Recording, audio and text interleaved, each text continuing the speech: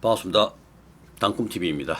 뭔가 항상 만족스럽지가 못합니다. 제가 그렇습니다. 지난 시간 말씀드렸던 대로 네이버 페이스 상위 노출을 위해서 네이버 페이와 예약 그리고 스마트 주문을 신청했는데 이게 꽤나 시간이 걸립니다. 네이버 페이는 아직 가입 심사 중이네요. 일단 무슨 맛집으로 검색해서 네이버 페이스 상위 노출되는 지수의 기준이 되는 것이 여럿 있지만 예약자 리뷰, 영수증 리뷰 그리고 블로그 리뷰가 큰 비중을 차지합니다. 평점도 중요하겠죠. 근데 네이버에서 영수증 리뷰와 예약자 리뷰가 방문자 리뷰로 통합된다고 합니다. 영수증 리뷰는 예약자 리뷰에 비해 상대적으로 쌓기가 다소 수월해서 잘 된 것 같습니다. 이렇게 변경이 되는데요. 텍스트나 사진이 없는 별점만 있는 리뷰는 제일 하단에 접혀서 노출이 됩니다. 사진이 있는 리뷰를 남기도록 해야겠습니다. 지난번 메인 키워드, 서브 키워드 정하기, 네이버 페이스 정보 등록, 네이버 예약, 예약자 리뷰, 영수증 리뷰, 블로그 리뷰, 네이버 페이, 스마트 주문, 네이버 지역 소상공인 광고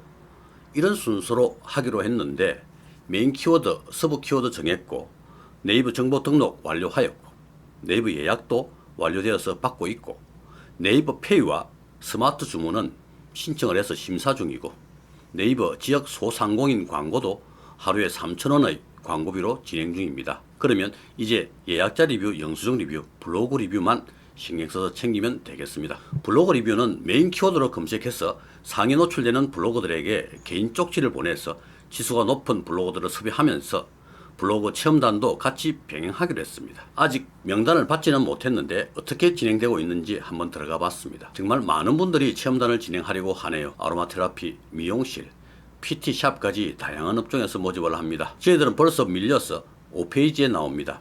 댓글이 25개가 있네요. 청년다방 차돌떡볶이 먹고 맛있어서 놀랐던 기억이 있네요. 덕천점도 궁금해요. 덕천점도 맛있겠지만 맛있어서 놀랄 정도? 이번 주는 매출이 떨어진 느낌입니다. 이번 주 매출입니다. 6월 들어와서 잘 해보려는데 마음대로 되지 않습니다. 쭉 올라가도 시원찮은데 매출이 떨어지고 있습니다. 배달의 경우 오픈리스트에 노출시키지 않았고 울트라콜 광고도 2개 해지했습니다. 노출 수도, 클릭 수도, 주문 수도 일제히 하락했습니다. 혹시 그것 때문에 매출이 떨어진 걸까요? 마음이 약해지지만 꾹 참고 오픈리스트 계속 안 할랍니다. 그리고 깃발 추가도 안 하겠습니다. 계속 통계를 지켜보겠습니다. 월 정산을 하려 했는데 15일 장사한 정산이 별 의미가 없을 것 같아 하지 않겠습니다. 좀 더 준비해서 제대로 된 데이터 가지고 의미 있는 영상으로 만들어 보겠습니다.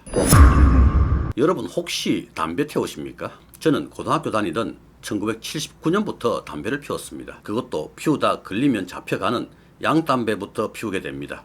켄트, 말보로, 모아, 마일드 세븐, 락, 더닐 이 시기 그리 불량한 행도 아니었는데 어쩌다 보니 그렇게 되었습니다. 그거 아시지 않습니까? 애는 착한데 친구를 잘못 만났어. 저는 28살 때 길거리에서 담배 물고 가다가 어르신한테 혼이 난 적이 있었습니다. 고등학생이 길거리에서 담배 핀다고. 동안 아닙니까? 그렇게 배운 담배는 참 오래도 피웠습니다. 당시 사회적 분위기도 그랬습니다. 길거리 걸을 때도 항상 담배를 물고 다녔습니다. 언제 한번 깜짝 놀란 적이 있었습니다. 지나간 사진들을 보는데 모두 담배를 물고 있는 겁니다.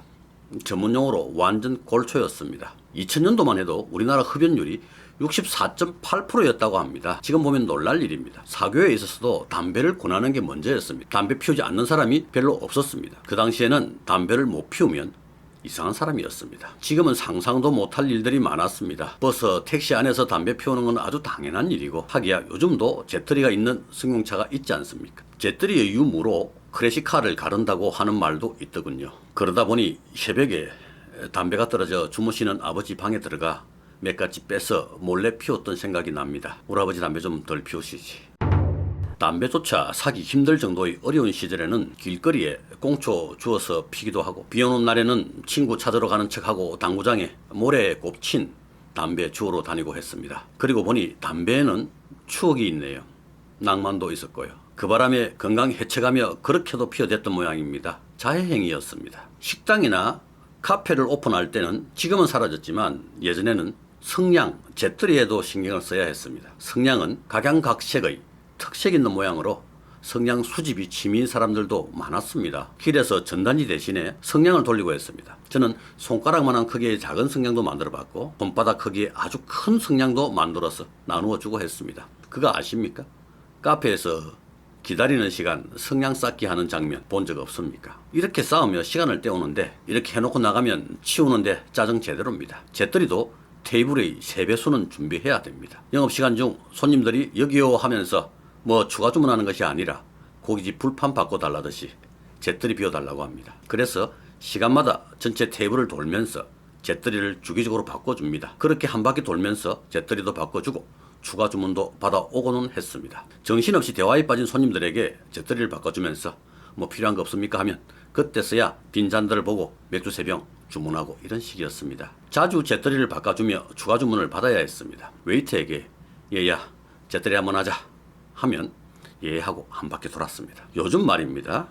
직원이나 알바를 구할 때 어떻게 구하십니까? 저는 맡은 일에 숙련되어 일 잘하고 근태 확실하고 성실하며 긍정적인 사람을 뽑았으면 좋겠습니다. 그리고 용모단장한 사람이면 더 좋겠죠. 근데 요즘은 이런 말 쓰면 안 된다면서요. 아무튼 성실하고 일 잘하고 멋진 직원은 매출까지 올려줍니다. 그리고 그보다 먼저 흡연자는 가급적 뽑지 않으려고 합니다. 흡연자는 뭐 시키려고 찾기만 하면 없습니다. 담배 한 대 태우고 오겠다는데 뭘 할 수도 없어. 알았다고 하면 10분이 아니라 20분은 예사입니다. 늦게 와서 뭐 그리 늦게 오노 하고 타박이라도 하면 한 대 피고 화장실도 갔다 왔다고 합니다. 제 생각에 우리나라 법 다른 거는 모르겠지만 근로기준법 이거 너무 잘못된 것 같습니다. 중간중간에 10분, 20분씩 자주 자리 비우는데 그건 휴게시간에 들어가지 않습니까? 그 시간 합치면 휴게시간 충분히 되고도 남는데 휴게시간은 휴게시간이고 담배 태우고 화장실 가는 시간은 별도인 거죠. 새끼들이 고발하는 것부터 배워가지고 저는 20년 전부터 꾸준하게 매년 초 담배를 끊으려고 시도를 했습니다. 보건소 금연학교에도 수도 없이 갔습니다. 끔찍한 비디오 보고 교육 듣고 그리고 올 때 니코틴 패치 받아서 옵니다. 니코틴 패치가 서랍 안에 한가득이었습니다. 그러던 중 어느 날 문득 내가 담배를 끊으려고 한 적이 한 번도 없었구나 하는 걸 느끼게 됩니다. 그냥 폰만 잡았던 겁니다. 그리고 내가 이것도 못하면 앞으로 뭘 할 수 있을까 하는 생각을 하게 됩니다. 그리고 결심합니다. 이번에 담배 못 끊으면 나는 남은 인생 비루하게 살다가 죽을 것이라는 스스로의 저주를 합니다. 당시 엄청나게 피워댔습니다. 하루에 3갑 반에서 4갑을 피웠습니다. 누군가 그러더만요. 끊는 것보다 내가 피우는 게 더 힘들겠다고. 그 어려운 걸 제가 하고 있었습니다. 결심을 하고 매일 편의점에서 담배를 4갑씩 또는 한 보로씩 샀는데 안 사고 과자 부스러기 사는 걸 보고 편의점 사장님이 제게 사장님 담배 끊으셨어요 하길래 네 안 피우려고요 하니까 비웃듯이 깐죽대며 네네 하더라고요. 그러다가 일주일쯤 지났을 때 그 사장님이 아직 안 피우세요 하며 살짝 놀랬습니다. 한 달쯤 지났을 때 저기 멀리서 누가 부르길래 고개를 돌려보니까 그 사장님이 연방 엄지척을 하며 구독, 좋아요, 알림 설정. 그렇게 저는 하루 4갑 피우던 담배를 끊은 지 10년도 훨씬 넘었습니다. 아직 담배를 피우고 계신다면 끊으셔야 합니다. 담배 피우는 직원 채용도 안 됩니다. 저는 직원들이 담배 끊으면 월급을 10만 원 더 준다고 해도 안 되더라고요. 비흡연자를 뽑으면 됩니다. 담배 냄새 풍기며 무슨 손님에게 주문을 받습니까? 네이버 리뷰에 보면은 직원들 담배 냄새 얘기 많이 나옵니다. 그리고 가게 옆 모퉁이에서 또는 가게 앞에서 가게 유니폼 입고 담배 피우고 있는 거 보면 속에 천불이 납니다. 제일 한심해 보이는 게 뭔지 아십니까? 가게 사장이라는 사람이 직원들과 사이좋게 담배 피우러 가는 겁니다. 그리고 음식점을 하지 않더라도 담배는 끊어야 합니다. 지난 시대는 무지의 시대였습니다. 몰랐어. 그런 건 줄 몰랐어. 다들 멋있는 줄 알고 피웠습니다. 하지만 이제 뻔히 알면서 피울 수가 없습니다. 담배 맛있습니까? 그 독약입니다. 저도 하루에 2갑씩 피웠습니다. 이제는 정말 세대입니다. 1년 전에만 끊었어도 말입니다. 흡연은 가정을 파괴합니다. 국민 여러분, 담배 끊어야 됩니다. 저는 이 광고를 보면서도 담배를 끊지 못했습니다. 한참 금연 중일 때 금연 카페에서 담배를 끊으면 인생이 바뀐다는 글을 읽었습니다. 지금 제게 금연을 하고 인생이 바뀌었냐고 물어보신다면 조금 바뀌었다고 말할 수 있습니다. 건강이야 당연한 것이고 자신감을 얻었습니다.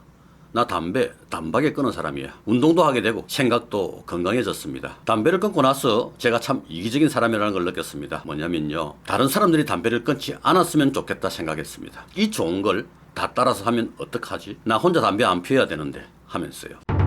담배 피우시던 분들은 계속 피우십시오. 음식점 사장님들도 담배 계속 피시고요. 뭘 힘들게 끊고 하십니까? 피우면 되죠. 맛있는 담배 마음껏 피우면서 그렇게 행복하게 살다가 죽으면 됩니다. 전문용어 또 나갑니다.